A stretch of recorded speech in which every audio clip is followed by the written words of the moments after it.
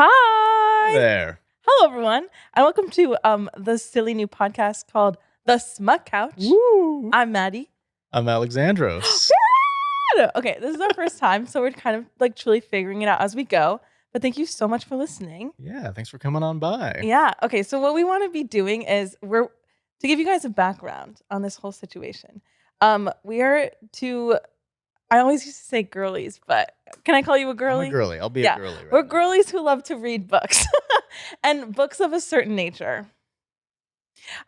So we always talk about them at work, and we get all of our friends to read these books at work. And we would do it on a specific couch at work. Mm-hmm. And we called it the Smut Couch. And we're not going to say where we work because we don't want to get in trouble. Period. Because of the nature of stuff. But yeah, we love to talk about all of these smutty booky poos on this silly little couch at work. And we were like, what if we talked about it on camera so everyone else could listen? Ooh. Yeah. Anything to add? Just that Smut Couch is mostly what is read on the couch. Don't worry. That's the clarification about it. That's a good thing to clarify. Yeah, it's reading, and like it's because you're reading it doesn't matter because it's a solitary. You can read anything. It's a solitary activity. So don't worry, guys. It's not scary. Yeah, we're just reading. I was imagining a couch with some weird suspect stains on it somewhere. No, it's a normal couch that people just read on. Just the primary material tends to be of a smutty nature. Right, because of TikTok, we all read some specific things, and we all love to chit-chat about it. But don't worry, it's not as scary as it sounds. I think I'm just so used to saying it now. Mm-hmm. Like, the Smut Couch. We're numb to it, and people, every time I mention it to somebody, like, oh, have you heard of the Smut Couch? They go, right. What? Well, like, because all of our friends know what we're talking about. But other people are like, girl, what did you just say? I'm like, oh, no, it's not scary. No, it's not that. Get your mind out of the gutter. Period. It's wholesome literature that not has its really. mind in the gutter. Yeah. The books are the wrong things, not us. Exactly. And we just like to chit chat about our silly little smutty books. Things like ACOTAR, A Court of Thorns and Roses, stuff like that. Throne of Glass. Throne of Glass. Dramione is a big thing. Dramione. That yes. we hope to talk about at some point. Oh, period. So yeah, we kind of want to talk about anything like smut related, but smut can be truly anything. Like smut can be books, smut can be TV, movies, anything. So it's kind of fun because like open-ended, like whatever we want to talk about in like a smut category, like just stuff that you really enjoy that maybe sometimes can be a little of a sensitive nature. Of a sensitive nature. You know what I mean? That was a professional way to say it. Come on. That's a good way to say it. I like that. Thank you. But like I said, it's like reading, so it's like nerdy little vibes, reading our little books. It's not scary. Period. All right. And then with that in mind, should we move on to what we're doing today then? Sure. Okay. So we're actually not talking about something that smutty today. We're talking about the Ballad of Songbirds and Snakes. Yes. The Hunger Games. Because smut is a state of mind. Smut, it's a way of being. Exactly. It's not a strict rule. You know what I'm saying? We just like to chit chat about our little books, and it's just fun vibes. It's not academic vibes. It's smut vibes. Absolutely. Period. Okay, yes. This is a good first one to dip our toes in the water real quick. Period. And then we'll talk about crazy stuff later. When we talk about Manacled or whatever. Oh, yeah. Oh. Anyways, if you're not on the Dramione episodes. Period. If you're not on the Dramione train, get on it right now. Get on it. Don't turn away just because it's fan fiction, please. No. Please. It's so good. It's literature. It's so good. Yeah, Dramione, Draco and Hermione. Fan fiction. It's an American contemporary piece of art. Period. And it's taking something and making it better. J.K. Rowling. Whoops. Anyways, so today we're talking about Ballad of Songbirds and Snakes. Icon. Moment. Probably my favorite book of the trilogy that came before it. Really? I really liked it. And maybe that's just because I'm a toxic white man too, so I really was just like, this guy gets it. I felt no. Good. I'm not like him. I feel the need to Period. adequately state that for the record. He's not, I promise. No. Slay. I also like the resurgence of Hunger Games too is something that I think is so wild that we're currently seeing. That Josh Hutcherson meme of Whistle, I can't. Why is that a video from 2014 that I'm just obsessed. now seeing? Did you see? I'm also a huge Swiftie, and Alexandros, you're a Swiftie too. Yes. Did you see the thing on when we all thought that Reputation was going to be announced? Yes. And they were like, "Oh, Taylor Swift announcing Reputation." It was a video, but then it just ended up being the Josh Hutcherson meme. I sent that to someone. It's our Rickrolling. I like this Rickroll better because it's Josh Hutcherson. Yeah, it is Josh Hutcherson. That'll do it. Yeah. Okay. Anyway, have you seen the whole 3-minute video of that? No. So it's just a cover of Whistle with different photos. What of is Josh Whistle? Hutcherson. Have you not heard Whistle by Flo Rida? Is that what that is? Yeah. Work. Can you blow my whistle, baby? Whistle, baby. Yeah. Oh, yeah, you know. There's no way you don't know that. You guys know it's the picture of Josh Hutcherson with his hands behind his head. Oh, baby. Hitting the smolder. Yeah. I live. Okay, anyways, back on track. Back to it. So, yeah, Ballad of Songbirds and Snakes, the iconic 2020 book. Okay, what is my password to this? The way I can't remember. It's going to be an important thing to know. Anyways, so, we're currently living through our lovely Hunger Games resurgence. Were you a Hunger Games kid? I read it when I was in middle school, and I liked it, and I liked the movies. It lost me at Mockingjay a little bit, which I think is a pretty consistent thought for the most part. Right. It's because it loses the edgy of life and death games and becomes just a revolution war book, and it's okay. I get you. But I did like all the PTSD, the drama that was going through Katniss's head. You liked the PTSD. I like reading that POV. Wait. Work. Yeah, I was in a Hunger Games reading. Period. I was a Hunger Games girly. So when Miss Thing dropped this book in 2020, I was so excited. Okay. Did you read it right when it came out? I read it right when it came out. I started a book club actually with it. You did? Yeah. It was just for that. It only lasted that book because someone didn't read the book at all in it. And we were like, all right, well, this is dead in the water then. Period. It was something I was so excited about. And then I literally didn't read until the movie came out. There it is. Iconic. You see it? Oh, yes. There it is. Amazing. So, for those who don't know, The Ballad of Songbirds and Snakes is a prequel about President Coriolanus Snow. Coriolanus, and how he becomes the President Snow that we know and hate. Mm-hmm. Period. And I live. It was so good. It was so good. It's so interesting to see his POV from it, how he gets to, because the book versus the movie is very interesting because the movie kind of plays him off quite sympathetically for the most part, I think. Right. Well, I think that my main worry with the movie, and I loved the movie, do not get it twisted, but my main worry was most of the what am I trying to say? You see him become like President Snow through his thoughts. His internal monologue. Exactly. Yeah. His internal monologue is horrifying. It's wild. Horrifying. And so I was really nervous because I'm like, how are we going to express that? But I do think it did a good job, but I think it's hard to ever make it so. That's always with any adaptation. Exactly. So I really like the adaptation. I loved the adaptation. Obviously, they didn't get everything in it, and you can't get that mental, he's just thinking things, because that third act moment, which we'll get to, if falling apart, that's very wild. Yeah. Okay. Yeah. So it kind of starts with, Corio. He's a student at the academy, and it's the 10th Hunger Games, right? It's the 10th. Big number 10. Number 10. That's number right. 10. And 10 years before, the capital won the war against the districts. But a lot of the people in the capital are kind of poor and they're recovering. Mm-hmm. Snow being one of the poor people. He is struggling with his family. And he is a grade A poser, though. He is. Gaslights all his friends and colleagues. Because I don't even say he has friends, actually. He doesn't like any of them. No, well, because his only friend is Sejanus, but he doesn't even really like Sejanus. No, he wants to kind of use Sejanus as the thing. Yeah. For the most part, 'cause he's like, oh, your dad's rich.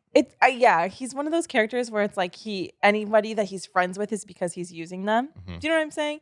In a way where even if he recognizes it or not, I think, because I think in his mind, he thinks he cares for Sejanus. Sejanus being a figure who came from the districts and is very rich because his family, his father, weapons or something like that. I can't remember what it was specifically. District 2 is weapons, but his father was able to move them to the capital, which is kind of a huge. Right, and so Sejanus is struggling with that change, coming to the capital and being still fresh being blood. An outsider too. Yeah, because he's district, and there's that huge gap between the people that you were the ones that we were fighting against, and you did this to us from the capital. Right. So they didn't like him. And Sejanus is kind of the only one who's like, this is kind of fucked up. He's the only one. Kids killing each other. He's like, wait, What? this is kind of crazy because, I mean, if he hadn't have moved, he would have been in the reaping as well. So he's like, this is kind of wild. Whereas all of the other Capital kids, they're like, well, this is how it goes. It is what it is, yeah. Yeah. They don't have as close of a personal connection to why it's happening. But I think early on, it's very clear that nobody really likes the Hunger Games. Yeah, right. Compared to how we see it, in the Hunger Games. In the first the book. Hunger Games. I know, it's so interesting because, as you know, if you've read and seen the movie, they weren't as, like, popular because they were all like, the Capitol makes the Hunger Games eventually, like, a spectacle. It's like the Olympics. Like, it's a big deal. But, no one really watched it during the 10th. It's just a pit with weapons right now. They throw the kids in there and they're like, all right, now kill literally, each other. They like maybe a day. They throw the kids into SoFi and they're like, knock each other out, right? No, it's literally giving an arena. They're like, go ahead. Go have fun. Yeah. Right? We got to wrap this up by 8, though. Taylor's coming to play. And that's on period. Yeah, we got a time crunch. It's anyways. So Sejanus is like his only friend who's like from the district, whatever. And he's trying to get this like plinth prize, trying to get money from Sejanus' family. He needs it. He needs the money. Because they kind of are struggling post-war. They are struggling so bad. Yeah. They did not recover during that war, but he has been playing up like everything is fine. I remember like when he shows up, he's talking about how he's starving technically, but he's talking about, I couldn't possibly eat another bite. Like he's playing the part so well, which is so interesting to see. And that's why I think he is an interesting character. Is because absolutely, yeah. He's struggling. He is struggling. And he believes he deserves this stuff because he's working hard. He is. He was definitely put through it. Yeah. That doesn't, justify. Yeah, right. Okay. Him being just the worst. Right. So long story short, the school that he goes to, they're like, okay, for this year's Hunger Games, we're gonna have mentors for all of the kids, the tributes. And the mentors are gonna be the top students of this class, being people like Sejanus and Coriolanus. So the reaping happens and they're all assigned a tribute. Yes. And Coriolanus is assigned Miss Lucy Gray Baird. Is that what it is? Yeah, that's from District 12. Pronunciation, yeah. I was like, Baird, it's Baird. And Miss Girl is a singer, and Miss Girl is over it. And the first thing you see her do is put a snake in this girl's dress, which is wild. Reaping. And Miss Girl, she's not for it, obviously, because she's gonna die, but she's like different from everybody else. Yeah, she wears a colorful dress. She wears ruffles, colorful ruffles. And she sings. Miss Rachel Zegler, who I adore, but I know that's controversial. What are your thoughts on her? She's been making a comeback now because she did such a good job in this. And I think like people are realizing that a lot of the hate they had towards her for that one interview is it's a bit much, and it kind of blew out of proportion a bit. I agree. So, he gets this singer, and he's like determined to win the Hunger Games. He was actually pissed that he got her though, because she was scrawny and she was like weak, and no one from 12 had won yet. Yeah, she's not a career. Yeah, well, they don't really have careers yet, is the thing. True, but she's not. She's not like a strong fighter. Essentially, right. She's an artist. She's not a fighter. She's an artist. All right, the joke is sing your way out of this one, and and boy does she. Wait for it. Spoilers. Yes. She's gonna sing her way out of it. So, anyways, to make a long story shorter, she starts singing, and everyone's like kind of enamored by her, but also weirded out by her. And his sister or his cousin Tigris is like reasons with Corio because he's like annoyed, and she's like, well, like maybe she could win. He's like, maybe, and also think about how scared she is. Think about how like her life is over. That sucks. That sucks. Maybe you should go. And he's like, oh, maybe I should go meet her. So maybe I should go meet her. I had this great idea. But he's the only one who does. Because he like needs to win somehow or something. He's desperate enough. Right. He's delusional enough to think that he's as desperate as the tributes are, is what's crazy. Alexandros, that is a great point. I have a couple of those, yeah. You do have a couple of those. I did a Socratic seminar in high school once or twice. Okay, period. Yeah, he is. He believes that he's in as difficult of a position as they are, even though it's just money, whereas it's their lives. Work. So he's like, okay, I'm gonna go get to know her, whatever. Gives her a flower, and she's kind of like, who are you? But also they're both kind of like. They cast a really hot guy for the movie, so I'm assuming book one, also pretty good looking. Yeah, period. So they were like, And they get to know each other, and he gets like mixed up with all of them and ends up in cages in the zoo. Sneaks on in there, yeah. Yeah. They keep the kids in the zoo. Yeah. I love how in the book it's like the only other thing in the zoo is like a raccoon. Is that really? That's like the only other thing that they could have. And there's like one other animal too. I can't remember what it is right now. But like, yeah, the Capitol quote unquote zoo just has like a raccoon in it. I'm screaming. And then they have a cage for you know, for the tributes as well. They're like, oh, hey, it's a multi-purpose zoo now. Here we go. Damn. Okay. So all the animals, died during the war. Oh, true. Well, they probably also ate him. Well, I didn't say how they died. Yeah, so they keep all of the tributes in the cages, devastating. And he's kind of like, this is kind of, you think that he's like, this is kind of messed up, Because you're like, the whole time you're kind of, you know what he's going to become, but you expect the best. Yeah, you're like, oh, maybe multiverse. It's going to be a different scenario. It's going to turn out happy ending. Which, all the credit to Suzanne. Suzanne ate. Yeah. Suzanne ate. Anyways, so Miss Girl, he's like, oh, she's a singer. I got to use this. Maybe and this is when the idea of like sponsorship comes. This whole like game and movie and book and everything is setting up what we know later as the Hunger Games. And it does it very well. Yeah, it's so natural the way it progresses and how most of it was Snow's ideas when did he become a game maker later on? I believe so. I think he becomes a game maker and then president. Yeah. I want to know more. I'm like, you guys could make more. They could, but I think Suzanne is saying no because like she doesn't want to keep writing Hunger Games books until like she wants to write a book about it. If that makes sense. I mean, that would explain the gap between. Then you get like a bunch of dilution of like content and stuff. And you're like, all right, well, this is all just okay now. Yeah, that's true. Okay. Anyways, so the Hunger Games. So the 10th Hunger Games. Also Caesar. Lucky Caesar is Stanley Caesar Tucci. is the son. Yeah. Yes, Lucky. We got the same like the host types of host guy as previously. I am so surprised that like this guy kind of ate Stanley Tucci up in the movie. Okay, I think that's kind of crazy. He didn't eat him up. Sorry, that's too excessive. But yeah, he did such a great job with like a different vibe for it that I was like, damn, I didn't think anyone was gonna be able to like arguably top Caesar Flickerman. Lucky kind of came in swinging hard. I know. It's up to the judges for this one because it was no clear winner.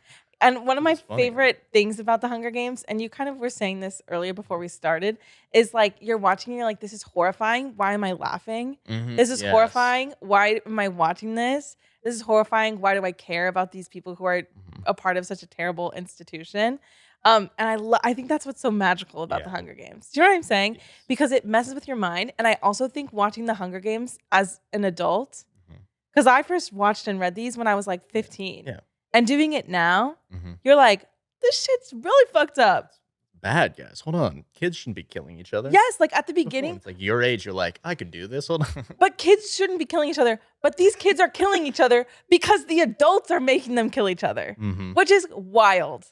And what also is so crazy about it is that it's not that far off. You know what I'm saying? Yeah. Like the horrifying thing about the Hunger Games is that it's so, you're like, that will never happen. That'll never happen.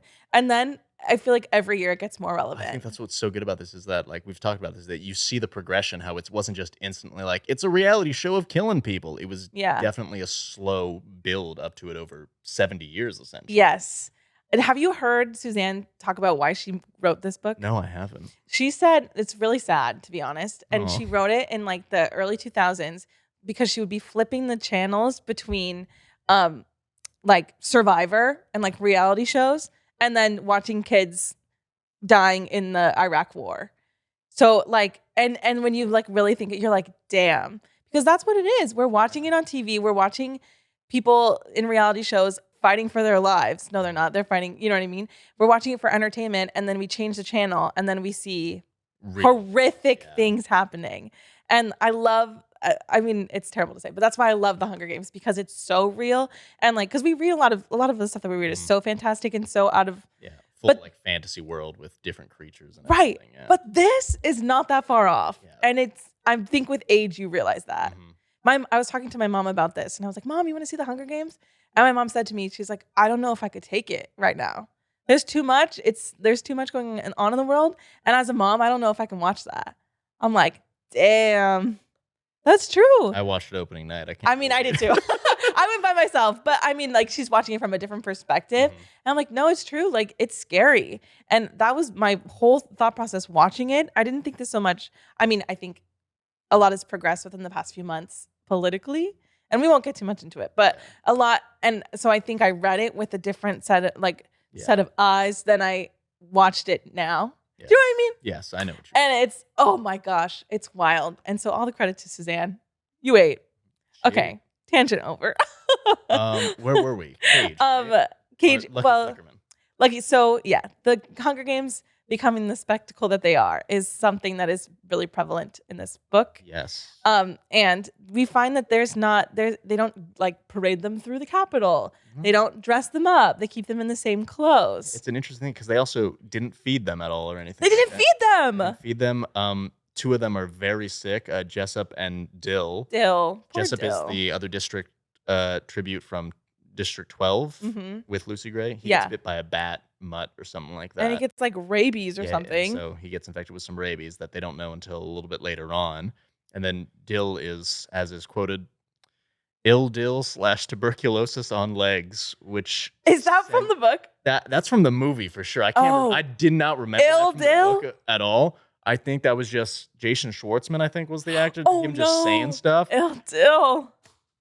It was just so funny to me. Oh, and that's so fucked up. It is. But it's had me giggling a little bit. Yeah, so the kids aren't in the state that we know that, like, Katniss and Peeta to be going into the games. And they're also, like, it's not, the Capitol's not watching it. Yeah, they're like, ratings aren't, no one's watching the Hunger Games. So this is kind of a... Yes, the chief game maker is also, like, the chief scientist of the Capitol. Right. Or something like that. Viola Davis.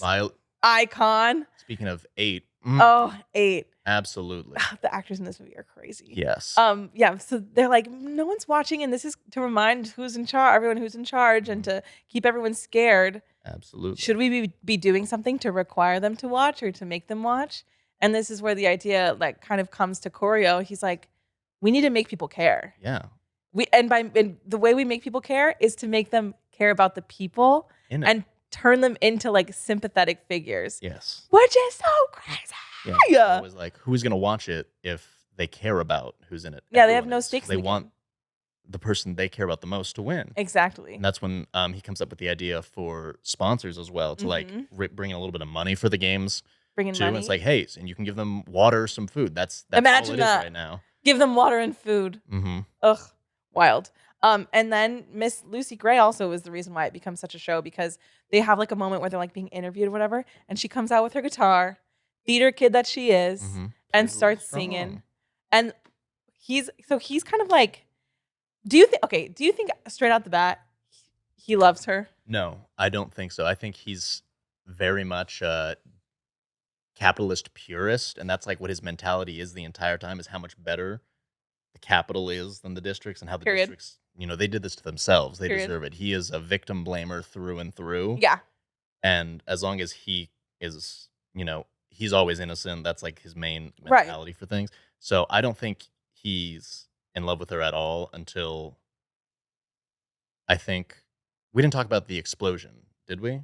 No, we didn't. We didn't. So that's okay. So they're touring the arena with their tributes at one point. There's a huge explosion done by quote unquote rebels. There's a theory that Gall, the game maker, did it herself, so that starters, the president's son, who's another mentor, he was so annoying, could get potentially killed too. Really? It was like an assassination attempt? As like a way to like build up hatred for the districts again, because it had been dwindling. People are tired of fighting and death and war. They're like, we just want this to be over. We want to forgive and forget.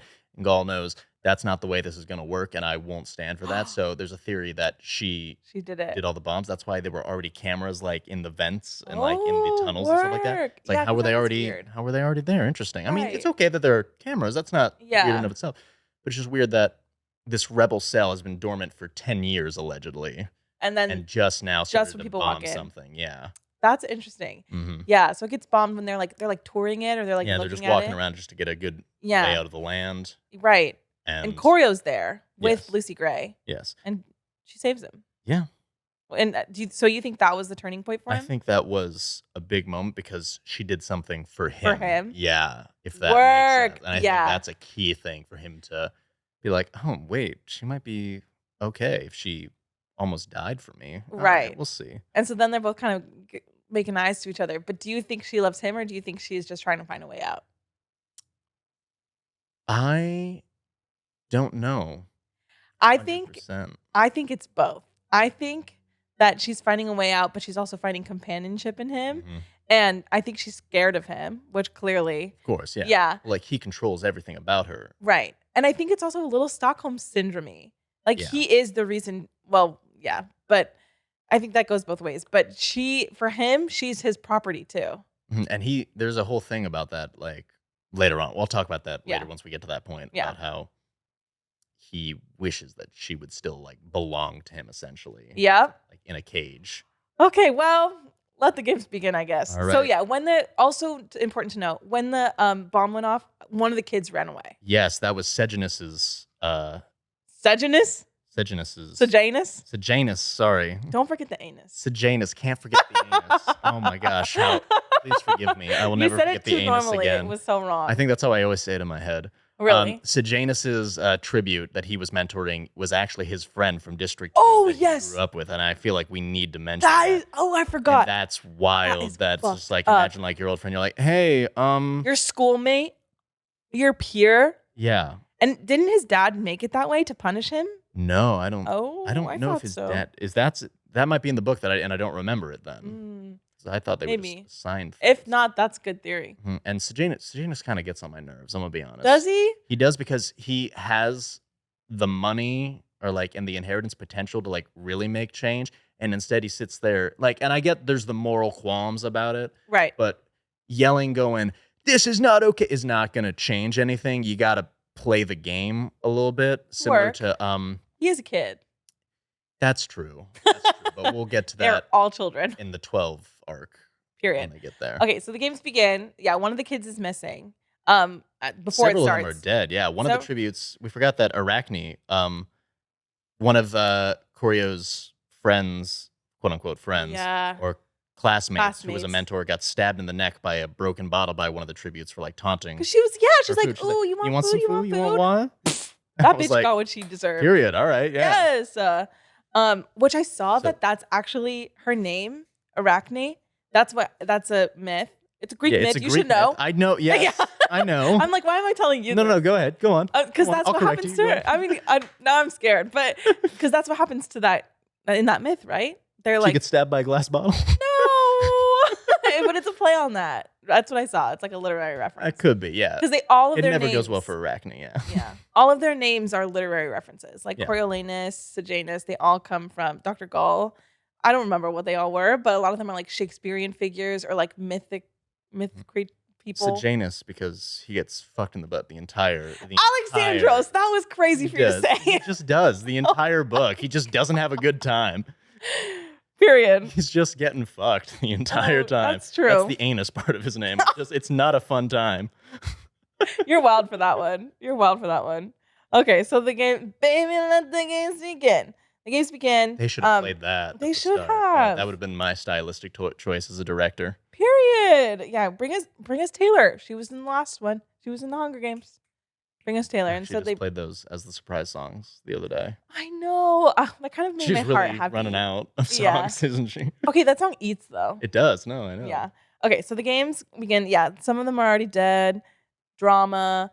It kind of goes as in the original ones where they go. A lot of them go at each other immediately, and some of them flee. Yeah, but this time, the game is completely different because when it was just SoFi Stadium before, now it's SoFi Stadium plus the basement as well, and you can go into the stands now because of those explosions. Mm-hmm. Yeah, so there's a lot more places to go. It's not just, one room. Yeah, and those kids sure are killing each other. Oh boy, they are. And then just to kind of skip ahead, they kind of get taken out one by one. Oh, poor little Wovie too. Wovie, which that's something that I actually wanted to talk about. Yeah, that's in the book. what do they say about her? Is the main I thing. don't think because she doesn't have Down syndrome in the book, does she? I don't think so. Okay. And that's something that I really enjoyed too about this movie was the disability representation because she had Down syndrome. One kid with the eye was missing. There was one kid with one eye, one kid with one hand. Like I was like, wow, because these people are coming from all these places. Of course, there's going to be people who get chosen who have different abilities than others. But yeah, poor little Wovie. Yes, and the way she dies in the movie is heart-wrenching. It's very different in the book. Yeah, isn't in the book it's with some poison that Lucy Gray plays, right? Yeah. Okay. That would have probably really I think that they would have lost a lot of sympathy for Lucy Gray if she did that to her. Well, see, the thing is that they did a very good job because in the movie Dill, the one from District 11 who tuberculosis on legs, once again, as she's called. Ill Dill. Got me so well with that. That's one. so good. Yeah, you really got me with that one. Lucky Flickerman, you evil, hilarious man. Yes. Walks up and drinks it and dies. But if it was Wovie that had done that. Yeah, this sweet little girl. They were saving Wovie for the grand finale, though, of the Ballad of not Songbirds, but Snakes. Yeah. So yeah, the kids killing each other. But then something crazy happens. Sejanus, because his tribute, they found him before the game started. When he disappeared, they found him and they hung him up. They strung him up there, yeah. And he's dying. It's so sad. Yes. And so he is horrified, and that's when he has his freak out. And he's like, "This is fucked up, whatever." What the fuck? Yeah. And then you're monsters. Yeah, all of you. Monsters. Throws the chair. I was like, honestly, work. What? If I were imagine a classmate of yours does that, I'd be looking at him like, bro, relax. It's not that serious. I mean, it is though. I know it is, but it's imagine you're sitting there in class trying to do an assignment so that you can win a lot of money, and someone goes, me, and throws it. I'm like, you're just doing that because you got lost, man. Come on. Yeah, I mean, true. Yeah, so he's kind of immediately out of the game.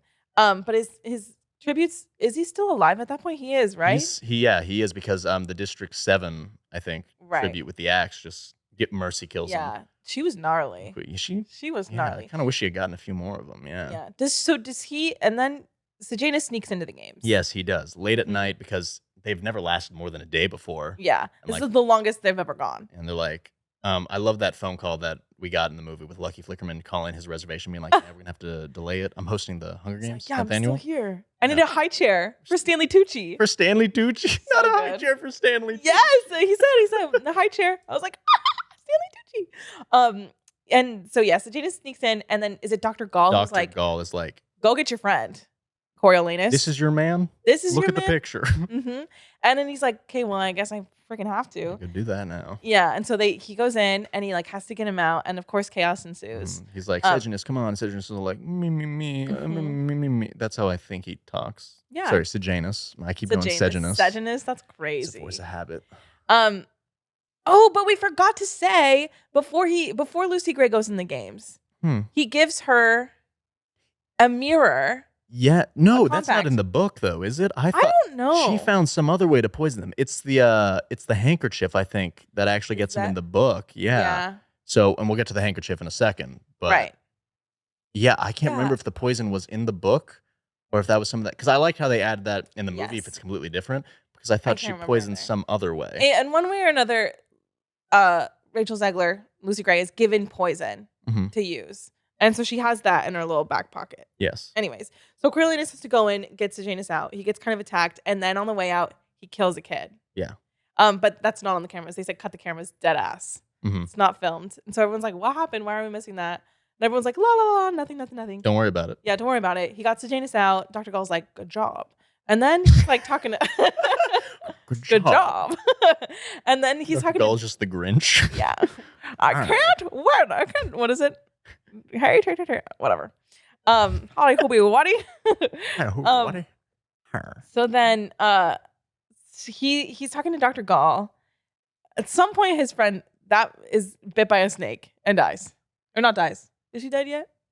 No, she doesn't die. No, she just gets kind of Clementine. Yeah, her is one of his classmates who kind of lies about it. Is like, yeah, we all work on projects together when it's just Oreo doing stuff. Oh, right. So there's this batch of mutated snakes genetically altered that Gull's been working on, and she makes one of them bite Clementine. Yeah. So wild. And then that's when he realizes, he's like, oh, the snakes only bite people whose scent they don't recognize. Mm-hmm. And he's like, I gotta make these snakes recognize my girlfriend, not girlfriend, but you know what I mean, my girl's scent. So he drops her handkerchief in there. Yes. Into the thing. No, it's his handkerchief that he wiped her tears away with. So her tears and that scent is on that handkerchief. So he sneaks it in that big old vat because they won't attack. Because he's like, I think she's gonna dump this into the arena. I gotta make sure they don't eat Miss Girl. Mm-hmm. Anyways, the games are going on. Children are dying. Poor Dill, unfortunately, is the reason why, dies because of Rachel Zegler, because of Lucy Gray. In the movie, yeah. In the movie, yeah. I think that is different in the book. Yes, in the book, what I saw this on TikTok, so it could not be true. I don't remember. It's been so long since I read it. But in the book, it's Wovey that drinks the poison. Which would have been, with this adorable little girl with Down syndrome, that would have been so. That would have been irredeemable. I like the way they swap it up for the movie though, because this big one moment with her final line there. Right. I think we should just go because we're truly going on and on and on. So we should just get to that. Eventually, kids start dying. Yeah. But there is that amazing moment that I want to touch on with the is it Reaper? Is that his name? Yeah. Where he pulls the flag off and he takes all of the dead kids and he lines them up and he covers them with the Capitol flag in such a moment of like, fuck you guys. Yeah. And it is so good. What else are you gonna do to me? And Gull says. So I took that personally. Yeah. I dropped a shit ton of snakes on him. Dropped the snakes on them. The snakes. Poor Wovey walks out and goes, "Is it over? Can we go home now? Can we go home now?" Gets everyone's eaten. like, "Wovey, run!" And Lucky Flickerman got me again, real quick with the. Do you think it's candy? Oh, it's not candy. Down goes Wovey. Yeah. Rest in peace, Wovey. Rest in peace, almost all of them except Miss Lucy Gray, because they recognize her scent. And I loved this moment when she's singing. Was really good into the camera. She's like, oh, whatever that song was. Mm-hmm. It was so good. And then she wins. She wins. She wins. Yay. And the movie ends. Ta-da! Just kidding. There's another hour. Yeah, there's another hour and a half, bestie. Fuck. Is that how long it is? And I was like, damn, we still got a lot more to go. Mm-hmm. When the Hunger Games finally ended, I was like, I know what's supposed to happen. How are we gonna get there? And then we did. So yeah, she wins. It's not like in the Hunger Games we know and love from the original books where they win you don't even win a prize. You just get to go home. You just go home. Yeah. Actually, that's the crazy thing. It's crazy. And so she goes home. He's like he's like, oh, my girl, whatever. But I get to win the prize now. Yeah. Oh, so he's like so excited. He goes into the little office. He's like, I'm gonna get my money. And they're like, LOL. We know you cheated. We know that you cheated. Little bitch. You're becoming a peacekeeper. We're gonna send you to District 4 or whatever. Yeah. And then he bribes the person who's sending him away. Goes, you're putting me in District 12 so he can find his little girlfriend. Mm-hmm. And so there it goes. Out there he goes. And then? And who does he see on the train? Sejanus. Good job. Good job. I did it. I said it right, guys. Okay. He says he sees Sejanus. So they're two boys going out. Just two guys having fun. Two guys. They might kiss. Who knows? I kind of get that vibe from Sejanus. I think Sejanus was probably pretty into Coria. Especially I think so too. What was the actor's name? Tom Blythe? I mean, who isn't? Yeah, surprisingly, a lot of people. That was a controversial. I said that the other day that I was like, he is a very good looking man. And everyone looked at me like, I know. I was like, hey, wait a minute, guys. Hold on. I think he's a pretty handsome fella. They both are. So is Sejanus. The two anuses. The anus. They're so cute. Okay, anyways. The ani. Yeah. No, ew. They're going to District 12. And he's like, well, this is going to be my life now, I guess. So he sucks in 12. He fucking hates it. Yeah, he doesn't like it. But one day he goes to see this band play, and it's none other than our girlie, Lucy Gray. Oh, my God. Is that the 10th annual victor of the Hunger Games? Boy, it is. And she's like singing her little song, and it's so cute, whatever. And so then they like start hanging out. A little smooching romance ensues, which once again I don't think they actually loved each other. I will disagree with that, actually. I think they do love each other, but there's a key conversation that happens where trust is more important than That's love. what I was gonna say. Okay, yeah, I think that I don't know if it was love really. I think that they were all each other had. Mm-hmm. You know what I mean? Yeah. Yeah. Which, by that logic is what Peeta and Katniss had. if you know what I mean. So are you saying No, they didn't love each no, other? I don't think Hold on so. a second. No. I think they're so different. I think it's very similar circumstances. No, because, well, no, I disagree because Katniss and Peeta, they were on similar, they're on the same page. Whereas Lucy Gray, what needed, like, you know what I'm saying? He was a powerful figure to her. And he knew that. Yeah. He knew that. She knew that. So it was a little bit more like Stockholm Syndrome, I think. Okay. But I understand what you're going on. Yeah. They ended up because of their circumstances. However, I don't know about that one. You don't know about that one? Let us know your thoughts, everybody. Anyways, yeah, so she's the singer. She sings. He's a peacekeeper. He's a peacekeeper. He's keeping peace. But Sejanus now is not keeping the peace, essentially. He's talking with little potential rebel friends. Yeah. Being like, hey, how can we fix it? Because he's still in that mindset of the Capitol is wrong for doing it. And objectively, the Capitol is wrong. However, what are you doing, dummy? You can't be bunkmates with Choreo and then also doing this stuff. I think he just expects the best from Choreo. He doesn't see him for who he is, which is so He's sad. like, well, Choreo's the guy who saved my life and stuff like that. He's like his only friend. They're all each other has. And Choreo the entire time is saying, hey, man, stop. Stop. Get some help, please. Yeah, so Choreo knows that he's up to something, does the most fucked up thing ever. Yes. And has a Jabberjay. Because they're collecting all the Jabberjays. They're collecting Jabberjays. Has a Jabberjay record, everything Sejanus says about the rebels and sends it straight to Dr. Gall. And that's his way of trying to get back in Gall's good graces. Because Gall has more push than pretty much anyone in the Capitol. Right, because he's like, and I also think that the whole time Choreo's like, this isn't my forever. Yes. I think that because everything has worked out for him so far. And he also is he's a scrappy guy, straight white man. And so, no offense. So I think he's like, no, the world will work out for me because it has to work out for me. So I don't think he thinks he's there forever, which is why I don't think it's so pure between him and Lucy Gray. Their relationship was definitely doomed to fail from the beginning. But in regards to Sejanus, it's definitely his whole thing is it's not my fault. He's doing this to himself. And he actually does convince himself, if I'm remembering correctly, that his father's just going to bail him out again. Because his father always bails out Sejanus every single time. Whereas Choreo's thinking, I can't fall back on that. Right, because Choreo thinks he's the hero. Choreo thinks he's a sympathetic figure, like himself. Always, of course. Because, I mean, a little baby. He's going to victimize himself till the cows come home. But also, I think there is some truth in that thought process of, he doesn't have a rich and powerful father to bail him out once he gets in trouble for what Sejanus is doing. I think so too, because I think in one hand he's jealous of what Sejanus has. And so, he doesn't believe, you're right. I don't think he fully understands the consequences of his actions, but boy, do those actions have consequences.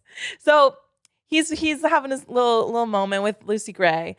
Things are going on. And then, he eventually gets told, "Oh, we're going to move you. You're going to become an officer. Yeah, we're moving you to District 1 or something like that." Some of the early districts. And he's like, "Oh, work." He's like, this must have worked. Like Dr. Gall must have gotten my whatever. Yeah. But Sejanus still gets involved. Are you coming to the tree? You what? Hey. Okay. They're doing what at the tree? LOL. And then that's when he gets hung, right? Yeah, so they get some conspirators all rounded up. Yep. I think in the movie, I can't remember if this was in the book or not, because I did not remember this at all, where the mayor's daughter ends up getting shot too by Choreo and such. Yeah. I did not remember. That part always, I'm just like... There's a whole moment that kind of everything falls apart very quickly. Yeah. People get killed by some guns. The guns go missing with one of the culprits. Lucy Gray Baird is the only other person who knows about it with Sejanus and Choreo. Yes. And then Sejanus gets hung with one of the other culprits, and the guns are still missing. So Choreo is now freaking out because, one, Sejanus got hung. He definitely didn't mean for that to happen. And while I don't think he's as broken up about it as he could be, he tries to trick himself into thinking. He's mostly, because in his entire grief moment, it's like, oh my God, they're going to find me now. when he's like crying because they got in his everyone chest. else. Yeah. It's no longer I got him killed. It's I'm next. I think it's also just him realizing how serious the whole thing is. Yeah. Like your friend died. Mm-hmm. Your friend is dead now because of what you did. And that, like you said, that could happen to you next. So he goes to Lucy Gray Baird because they're the only two left that know what happened. That know about it. And they're like, well, let's get the fuck out of Dodge before they find these guns and trace them back to us. Because the DNA testing in this world is on point, apparently. It's amazing. Well, it's the future, right? Technically, it's the future, but it just looks like it's like retro. Yeah, no, I know it's the future. Yeah, so they must have. Yeah, they got some. Someone's got something somewhere. They're just not sharing it. They book it out of there. Then they exit District 12 and start walking to this. They're like, we're gonna run away together. Which there's no way that's gonna work out because Corio doesn't want that life. He fucking hates the woods, and it's the entire time he's thinking, it's like, I hate these bugs. I hate this tree. He's I hate city the boy. fucking mockingjays making all this noise. Oh, not the mockingjays. Yeah, he's a city boy through and through. They're going la la la la la. He was a city boy. She was a hee-haw girl. Not a hee-haw. A yee-haw. Yeah. That accent. Period. And so then they come across this like cabin, whatever. Yeah, and like you said, they had previously had a conversation about, for her, trust is more important than love. And so they're walking on down through. Yeah. They get into this cabin and he says, or right before they get to the cabin, he's like, oh, I'm so glad I'll only ever have to kill 3 people in my life. Something like that. 'Cause she makes a joke about killing people. It's like, we won't have to kill anyone else. 3's enough for me. And she's like, huh? Huh? Yeah. Huh? Huh? And do we got a sound for that? Do we got a sound for huh? What the fuck? I like that one. Yeah. That's what Lucy Gray thinks. And like, pause. She's like, what are you talking about 3? You killed that one kid in the games. And then that one person in that whole you killed that one person, the mayor's daughter, I think. Or the boyfriend? The boyfriend. Did he kill the boyfriend? Honestly, that part I'm always just kind of like, okay. One of them. She killed one other person in there. Yeah. And then he's all like, I'm sorry, the old Corio can't come to the phone right now. Why? Because he's dead. Because he killed his old self. Like, yeah, I killed my old self. This professional liar, that was the best he could fucking come up with. Oh my, I thought of like 8 other people. Yeah. I'd be like, I felt like I failed Sejanus. I couldn't save him. Yeah, I'd be like, I'm guilty of that one too. Or like one time. The other person who died in there too, be like, I basically killed them too. Yeah. Or like, one time I was in a car and whoopsies. I don't know. It's literally anything else. Anything else. Apart from angstily just looks up. Myself. My old self. It's crazy. It's giving like Anakin Skywalker moment. Yeah. It's crazy. Anyway, so she's like comparing the two of those two now. Yeah. It's a good comparison. I don't know. I think it's good to a point because Anakin was inherently good though. I know Anakin gets the redemption. There's no redemption here, babe. But she's like, then that's when she's kind of like, girl, I don't think I know this guy as well as I thought. They get to this cabin and she's like, I'm gonna go dig up some Katniss. Well, that's not what happens because first he finds the guns is the key thing. Yeah. The guns are the only other thing left to trace the murders back to him and to her. And so he's thinking, hold on, we found the guns. Yeah. That's it. We don't actually have to leave anymore. Yeah. And we can get rid of the guns and go back. Like, oh, okay. Well, blah, blah, blah. And the movie did this much better than the book did, in my opinion. It made it clearer. Because it mentioned that loose end aspect, which, because when I was reading this part kind of fell apart to me. I'm like, whoa, what is going on? Because she realizes that she's the only loose end left besides the guns. And now that he has the guns, she's all that's left to connect it. And so she wonders, he's not thinking that right now because he's like, no, she wouldn't betray me or anything like that. Because he thinks so highly of himself too. But she knows that he's lied to her once already now. So she moves out to quote unquote, go get some Katniss. Dig up some Katniss. He's like, it's too early for Katniss. And she's that's like, weird. I know. We'll see. I'm like, was that a little nod? Come on, 64 years too early for Katniss. Anyways, and she's like, yeah, well, I'm the only loose end left. La la la la. Leaves. That kind of like dangles that in front of him and then leaves. And it's kind of wild. No, it's done so well because he's like, hey, Lucy Gray, where'd you go? Haha. Where'd you go? And then he finds her jacket just kind of sitting there in the middle of the woods while looking for her because she's been missing for a little bit now. Yeah. And then he starts thinking, no, she went because the only thing that she could do now is if she ran back and reported him as the one who did it. And she could do that. And then like she would get off scot-free probably. Yeah.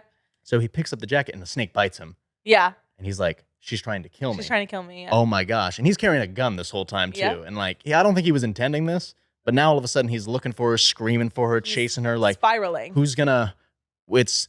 That's it. We can't trust each other. Blah blah blah. And it does it so well where he's shooting for her, and he thinks he gets her at some point. Yeah. But we never know. But my favorite part during that though is he's like yelling, and also she like whistles. She does the are you whatever something. She sings it. Is the difference. Yes, she sings the Hanging Tree. Yeah. And then all of the Mockingjays pick it up, and he's like being surrounded by like a symphony of the Mockingjays singing voice essentially the Hanging Tree, and he's like freaking out, and he's like he's like seeing like his life fall apart, and he fully just loses it. Yeah, shoots around, and then that's the end of that. That's that. I saw a very interesting thing about the scarf that she picks up his mom, because that's his mom's scarf that she gave him, that she drops. No, that he gave her. Yeah. That's what I meant to say. And that she drops. And it was so interesting. This thing I saw on Twitter, like that's him turning away from like the kindness of his mom and embracing his dad, because his dad was bad, because he leaves, he abandons the scarf, picks up his dad's compass, and then moves forward with his dad's compass. I was like, whoa. That's good. I didn't even think of that. Yeah. That's wild. Mm-hmm. Okay. And then he goes back and he goes to take his position in District 1 or whatever, but they ended up just taking him back to the Capitol instead. All the way back to the Capitol. Yeah, and Dr. Gall's like, hey. Good job. You bet you thought you'd seen the last of me. And he's like, yeah. She's like, I got a job for you. Like, I know that you did that, but also work. Mm-hmm. She's like, I see you for who you are. Whatever. Okay, player. And then eventually we find out he's like kind of like moving on up. He's got this like hair. Dude, oh my, he looks so good in that red outfit in the movie. Oh my gosh. And he's like fully embracing his like fascist self. Yeah. Yeah. And what's great is that they didn't touch this in the movie at all, but he took back Sejanus's things to his father, who's like rich and influential. I can't believe they left this out. Becomes the adoptive child of them. He becomes their like surrogate Sejanus, even though he killed their fucking son. It's crazy. I that was the thing I missed the most from the movie. And then during this, we find out that the reason why the Hunger Games exist is not because of Peter Dinklage's character, Dean Highbottom. It's because of Corio's dad, who just took the idea and submitted it. Because the original idea for the Hunger Games came from Casca Highbottom because of a like school project. How can we keep the districts in line or whatever? And he's like, oh, this would be kind of fucked up. This is my report, whatever. This would be crazy if kids killed each other. And then Corio's dad's like, yes, wouldn't it be crazy? Yes. Takes the idea, submits it, and then it becomes whatever. So then Casca Highbottom, who we haven't really spoken about this whole time, but the whole time you're like, what's going on with this guy? Because he's like he's an on his little drugs. And a druggie, yeah. Peter Dinklage is always going to be the like morally good figure in a way that's like just fucked up by his circumstances and having to drink and know things or take morphine and know things. You know what I'm saying? But he like tells him that, and then he's like, huh? Because the whole time he like clearly cannot stand Corio. Yeah, he fucking hates this guy. Yeah, and you're like, why does he hate him so much? He saw the Hunger Games, that's why. Yeah, literally. He saw the original series. Yeah, he saw Donald Sutherland and was like, ooh, you nasty. I hate that guy. And what does Corio do? He poisons him, which is what we know from the original trilogy. He likes to do. That he's off poisoning people and using the roses to cover up the scent of like all the pustules and stuff like that. Because he is not doing well eventually because of all the poison that he's surrounded by. He's like falling apart, so he has to wear all the roses to like mask the smell of him like deteriorating from always poisoning people. Yeah. It's crazy. So good. And then the ending shot of him like walking with the big statue in the Capitol, it's the same shot as in the beginning. Yeah. And he's like, this is mine. I mean, he doesn't say that, but that's the vibe. And then with that audio of Donald Sutherland, it's the things we love the most that destroy us. That was good. That was good. So good. Damn. I like that a lot. Period. It's so slay. Okay, what do I have on here that I really also a really interesting note is, So that's the 10th Hunger Games. Mm-hmm. The 11th Hunger Games. Mags. Yeah. That's when Mags wins, from District 4. District 4, Finnick's old granny. Finnick's old granny. Dang. I think that's something about Hunger Games is if Suzanne wants to write it, which she doesn't have to if she doesn't want to. She's given us a lot of content. Which Hunger Games tribute would you like to see like a book written for? Haymitch. You want to see Haymitch's I want to see the Quarter Quells.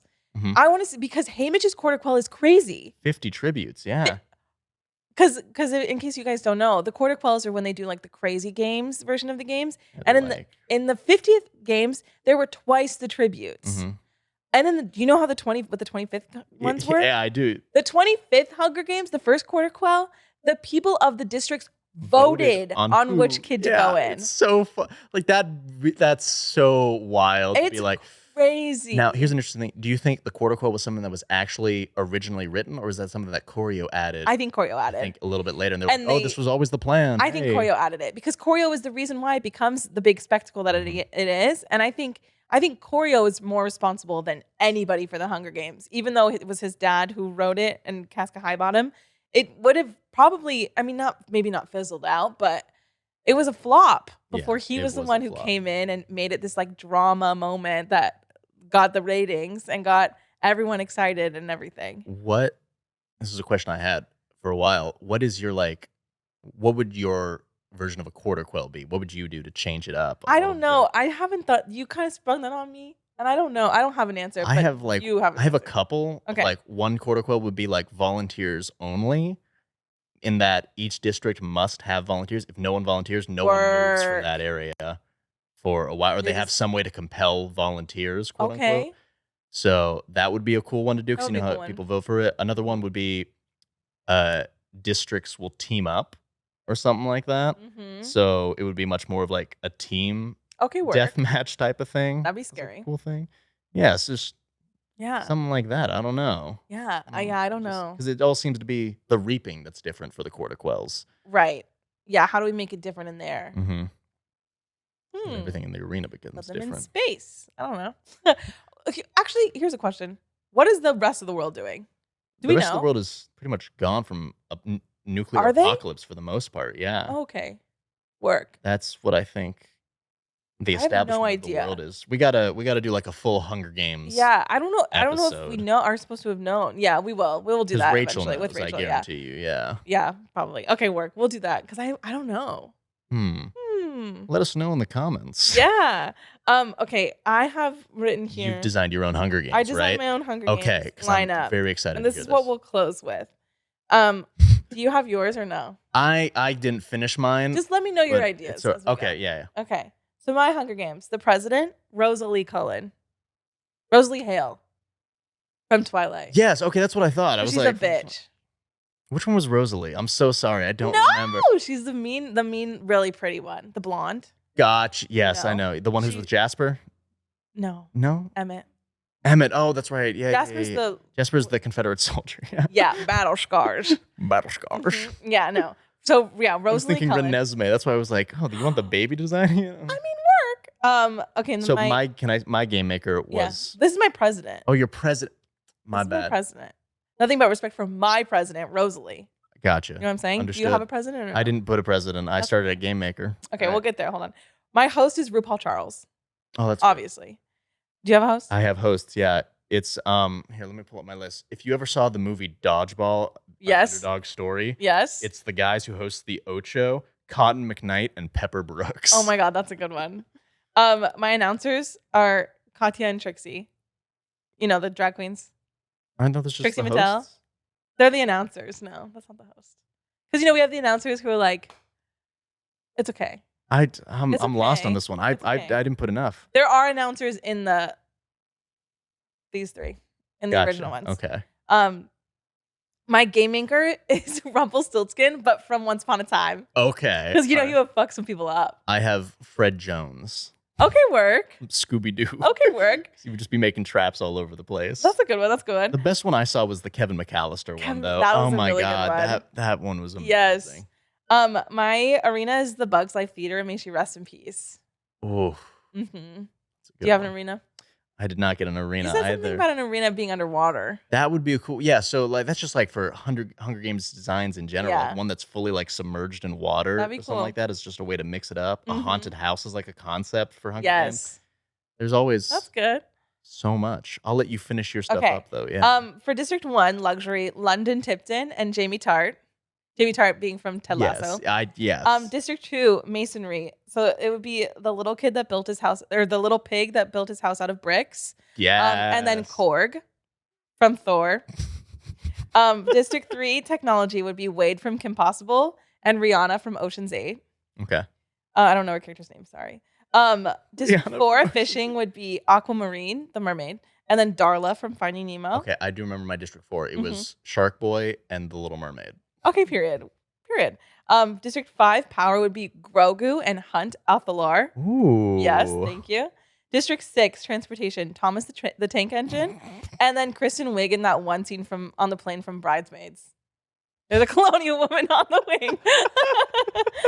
District 7 is lumber, and my tributes are Johnny Appleseed and Groot. Not Johnny Appleseed. Yes, indeed, with Groot. District 8, textiles would be Raven Baxter and James Charles. Who's Raven Baxter? Raven from That's a Raven. Raven Simone. Oh my God! Yeah. Yeah, Okay, I only know it was Science Raven Simone. I forgot her last name was Baxter from the show. Okay. And then James Charles, just because that'd be funny. District 9 for grain. My picks are Old MacDonald because he had a farm, and then Pearl from the movie Pearl. Did you see those? I'm married. District 10, The livestock. only person who could challenge Finnick with a trident Period. and a pitchfork. Yes. Okay, District 10, livestock. This is for the Disney girlies. Clarabelle cow and Horace horse collar for livestock. That's the real star-crossed lovers story Yes, it right is. there. Okay, District 11, agriculture. My Animals Crossing character would be my first one. And then Professor Sprout from Harry Potter. Not and then Professor Sprout. Yes, and then District 12, mining would be Doc, one of the 7 dwarfs. And then Taylor Swift because she's bejeweled. And that's it. You lost me with the Taylor Swift one. You lost me with her being I was struggling bejeweled. with mining, but I'm like, I feel like Taylor Swift could Like any win. other dwarf. No, it could only be one dwarf. Only they one wouldn't kill dwarf? each other. They couldn't kill each other. I guess I would give drama. Like, make it like Grumpy. Could probably take everyone's Grumpy asses and out. Doc. Yeah. That's true, because you know there's animosity there. Mm-hmm. Grumpy Period. doesn't like Doc. So yeah, that's my lineup. That's it. Mm-hmm. I'll save mine for a full Hunger Games one. Okay, How period. about Good that? idea. I'll design like a whole thing. Okay, good idea. Anyways, All right. that was us talking about Ballad of Songbirds and Snakes. That's the episode. Thank you for listening to us. This was truly our first one, so we're trying to get Yeah. our little footing. And I think we're gonna do it like it's gonna be an every other week situation because we're two busy people. So yeah. Anyways, you have anything you'd like to say, Alexandros? Thanks for coming on by. Do we know for sure what we're doing next time, or If you want to tell us what we're gonna do, we'll do it. something next time? Something. We'll let you guys Who know. knows? We definitely want to touch on like Manacled, Dramione, because we need everybody to get on the Dramione train. Dramione train instantly. I have weeks of the Dramione, honestly. Right. And I think that's what we're the most famous for amongst our peers.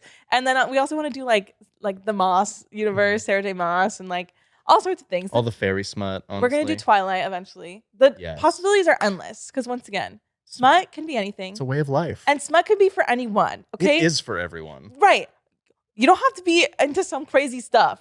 It can be for anybody. We're not talking Ice Planet Barbarians here, right? We're talking... Can I tell you what our friend texted me the other day? Yes. Really quick. This is what we'll close with. Crispy, this is for you.